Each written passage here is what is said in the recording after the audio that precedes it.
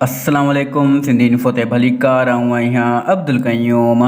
दोस्तों हिन वीडियो में तव्हांजे सवालनि जो जवाब ॾींदासीं जेके तव्हां पोस्ट ते ऐं मुख़्तलिफ़ कमेंट्स में पुछा। हिन वीडियो खे आख़िर ताईं ॾिसिजो, इन में तव्हांजे कम जी मालूमात भी मिली सघे थी। वीडियो खे लाइक कमेंट ऐं चैनल खे सब्सक्राइब ज़रूर कंदा। हलूं था वीडियो जी तरफ़। लगारी साहब पूछे तो सिंधी स्टेटस जा चैनल मोनिटाइज थींदा या न अदा स्टेटस जा चैनल मोनिटाइज कोन थींदा। इन जो कारण उन में पराया गाना इस्तेमाल थियनि था जंहिं ते कॉपीराइट लगंदो आहे। शाहनवाज पूछे तो बेस्ट वीडियो एडिटिंग ऐप कौन सी है काइन मास्टर के अलावा। अदा काइन मास्टर का अलावा कैप कट एप्लीकेशन सुठी है, प्ले स्टोर में तव्हांखे मिली वेंदी। रियलिटी साइट्स पूछे तो वीडियो वायरल करण जो तरीक़ो ॿुधायो। अदा जल्दी वीडियो वायरल करण चाहियो था तो कंहिं भी वायरल टॉपिक ते वीडियो ठाहियो। जीअं 2-3 ॾींहं हरीम शाह जी शादी जो चर्चो जाम हुयो। तव्हां अहिड़नि टॉपिक्स ते पंहिंजे हिसाब सां वीडियो ठाहे सघो था।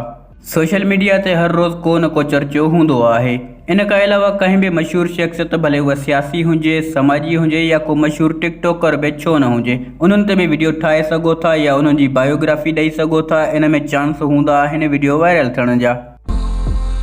फ़हीम अब्बास ऑफिशियल पूछे तो सब्सक्राइबर और व्यूज़ कैसे बढ़ाएं। अदा इन लाइ जेतिरो थी सघे वध खां वध वीडियोज़ अपलोड कयो। कोशिश कयो 7-8 महीननि में 200 वीडियोज़ ॾेई वञो। इन खां अलावा ॿियनि चैनल्स जी वीडियोज़ ते कमेंट्स कंदा कयो। कोशिश कयो तव्हांजो कमेंट बहितरीन ऐं सभ खां अलॻि हुजे, इन सां भी सब्सक्राइबर मिली था वञनि।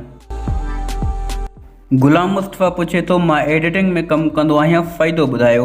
अदा जेकॾहिं तव्हां वीडियो एडिटिंग बहितरीन कंदा आहियो तो यूट्यूब ते पंहिंजो चैनल ठाहियो जंहिं में माण्हुनि खे वीडियो एडिट करणु सेखारियो। चैनल मोनिटाइज थी वियो तो पैसा भी कमाए सघो था। मोहम्मद सलीम खोसो पूछे तो 1 मिलियन सब्सक्राइबर वारे जी महीने जी अर्निंग केतिरी हूंदी। मोहम्मद सलीम अदा 1 मिलियन खां बाद महीने जा 1 खां 2 लख भी ठही सघनि था। घटि में घटि 60 खां 70 हज़ार आराम सां कमाईंदो हूंदो।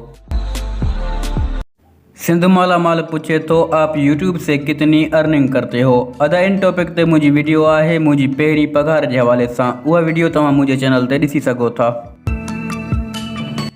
आकिल एडिटिंग पूछे तो अदा मेहरबानी करे ॿुधायो त यूट्यूब वीडियो में थंबनेल कीअं लॻाइजे। अदा यूट्यूब ते वीडियो अपलोड करण खां बाद YT स्टूडियो या यूट्यूब स्टूडियो एप्लीकेशन में थंबनेल लॻाए सघिजे थो। अदा कोशिश कयो थंबनेल ते 1 लाइन में वीडियो जो मकसद ॿुधाए वञो। 4-5 लाइन वारो थंबनेल माण्हू समझी न सघंदा आहिनि। थंबनेल ते साफ़ सुथरा अखर लिखो, स्टाइलिश अखरनि खां पासो कयो। रेड, ब्लैक ऐं ब्लू कलर थंबनेल जे बैकग्राउंड में सुठा लगंदा आहिनि। उन्हनि ते लिखियल अखर साफ़ नज़र ईंदा आहिनि। मोहम्मद यूनुस पूछे तो अदा सिंधी फ़ॉन्ट काइन मास्टर में कीअं ईंदा। सिंधी फ़ॉन्ट ऐं काइन मास्टर ते सिंधी चैनल आहे महबूब हिंगोर जो। महबूब हिंगोर जो हिन टॉपिक ते एक मुकमल वीडियो ठाही आहे, तव्हां उहा ॾिसी सघो था। यूट्यूब ते सर्च कयो सिंधी फ़ॉन्ट काइन मास्टर, उहा वीडियो तव्हां ॾे अची वेंदी। तव्हां काइन मास्टर में सिंधी लिखाई करे लातिन फ़ॉन्ट्स में वञी लाटो बोल्ड, प्रोनाउंस मुंहिंजी शायदि ग़लति हुजे, लाटो बोल्ड फ़ॉन्ट सिलेक्ट कयो। उन सां भी सिंधी लिखाई साफ़ नज़र अचे थी। अकरम टालपुर पूछे तो GB व्हाट्सएप किथां डाउनलोड कजे। अदा मुंहिंजी सलाह मञो त अहिड़ी का भी एप्लीकेशन इस्तेमाल न कयो त बहितर आहे। ओरिजिनल व्हाट्सएप यूज़ कयो, न त तव्हांजो अकाउंट भी बंद थी सघे थो। दोस्तों जेकॾहिं ही वीडियो पसंद आई है तो वीडियो के लाइक कमेंट ऐं चैनल के सब्सक्राइब करे असांजी हौसला अफ़जाई ज़रूर कंदा। मिलंदासीं अगली वीडियो में। अल्लाह हाफ़िज़।